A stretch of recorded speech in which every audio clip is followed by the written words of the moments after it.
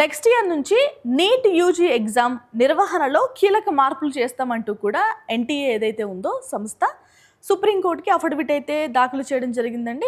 Next time అన్ని రకాల ఇన్ఫర్మేషన్స్ని జతపరిచి full length affidavit అయితే ప్రొడ్యూస్ చేయండి అంటూ కూడా మన సుప్రీంకోర్టు చెప్పడం జరిగింది. అసలు దానికి సంబంధించిన డీటెయిల్స్ అయితే చూద్దాం. ఓకేనా? నేను Gayatri, welcome to Edunine career guidance, Josh innovations private limited, Edunine overseas consultancy.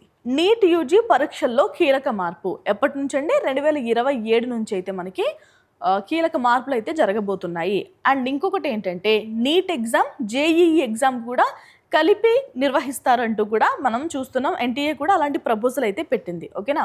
మీ అందరికీ తెలియంది కాదు, నీట్ ఎందుకు ఇంతలాగా సోషల్ మీడియాలో సర్క్యులేట్ అవుతుంది అంటే నీట్ ఎగ్జామ్ గురించి పేపర్ లీక్ అయింది. సో పేపర్ లీక్ అవ్వడం వల్ల, అంటే పేపర్ని అమ్మేసుకున్నారు. ఎన్టీఏలో వర్క్ చేసే వాళ్ళు చాలామంది పేపర్ని అమ్ముకోవడం వల్ల అది చాలామంది పిల్లలు కొనుక్కోవడం, ఇంచుమించుగా ఒక 1000 మంది అయితే పేపర్ని కొనుక్కున్నారండి.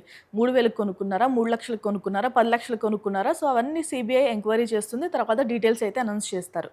సో అంతలాగా మారిపోయింది మన విద్యా వ్యవస్థ. పిల్లలు ఎందుకు పేపర్లు కొనుక్కోవాలి? కష్టపడి చదువుతున్నారు, అలాగే రాయొచ్చు కదా.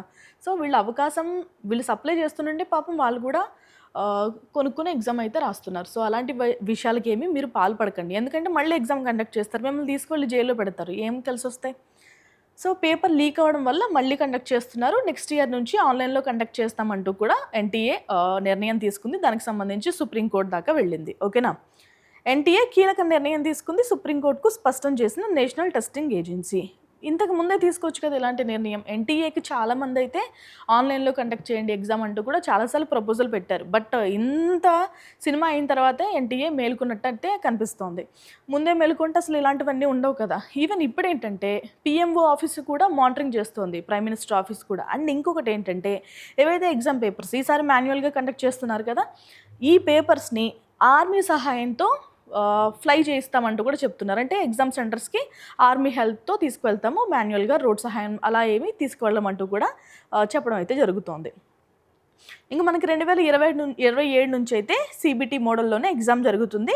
సో భవిష్యత్తులో ఇంకా ఎగ్జామ్స్ ఇలాంటి తప్పిదాలు ఏమి జరగవు అంటూ కూడా చెప్తున్నారు. అండ్ ఇంకొకటి సుప్రీంకోర్టు ఏముందో తెలుసా? యూపీఎస్సీ ఎగ్జామ్స్ మీ అందరికీ తెలుసు కదా, యూనియన్ పబ్లిక్ సర్వీస్ కమిషన్ అయితే ఐఏఎస్కి, ఐపీఎస్కి, ఐఎఫ్ఎస్కి ఇంకా ఇతర సర్వీసెస్కి ఎగ్జామ్ ఏదైతే కండక్ట్ చేస్తుందో యూపీఎస్సీ ఎన్నో సంవత్సరాల నుంచి కండక్ట్ చేస్తుందండి. బట్ ఎలాంటి రిమార్క్స్ అయితే లేవు. సో యూపీఎస్సీని చూసి ఎన్టీఏ కూడా నేర్చుకోవచ్చు కదా అంటూ కూడా మన సుప్రీంకోర్టు అయితే చెప్పడం జరిగింది.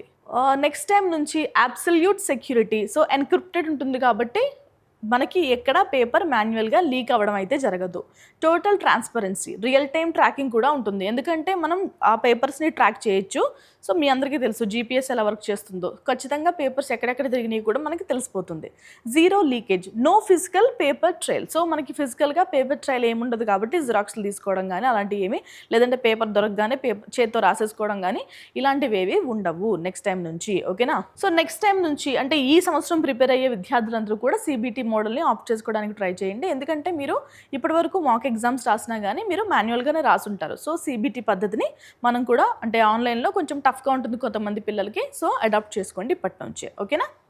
సో ఇంకా సుప్రీంకోర్టు ఎలాగా మాట్లాడిందంటే మన యువతను ఎప్పుడు నిరాశపరచకూడదంటూ కూడా వ్యాఖ్యానించిందండి.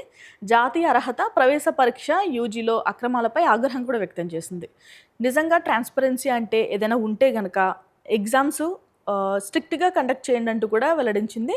ఓకే, నెక్స్ట్ టైం మాత్రం లీకేజీలు ఎప్పుడు ఉండకూడదంటూ కూడా స్పష్టం చేసింది సుప్రీంకోర్టు. నీట్లో అవకతవకల నేపథ్యంలో నేషనల్ టెస్టింగ్ ఏజెన్సీని రద్దు చేసేలా లేదా ఆ సంస్థను పునర్వ్యవస్థీకరించేలా కేంద్ర ప్రభుత్వాన్ని ఆదేశించాలని కోరుతూ దాఖలైన పిటిషన్పై సుప్రీంకోర్టు న్యాయమూర్తులు justice PS Narasimha, justice Alok ఆరాధేలతో కూడిన ధర్మాసనం శుక్రవారం విచారణ చేపట్టింది. ఈ నేపథ్యంలో కేంద్ర ప్రభుత్వం తరఫున సొలిసిటర్ జనరల్ తుషార్ మెహతా వాదనలు వినిపించారు.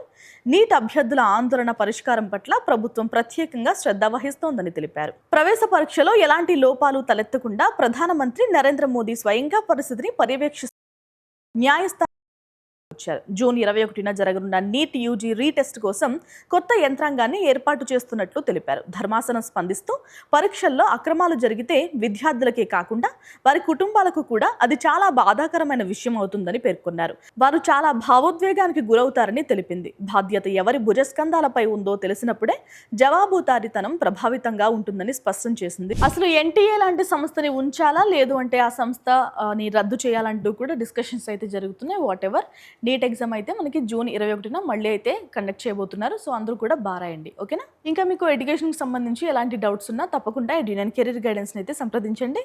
ఇది వాళ్ళ video. Thank you so much for watching.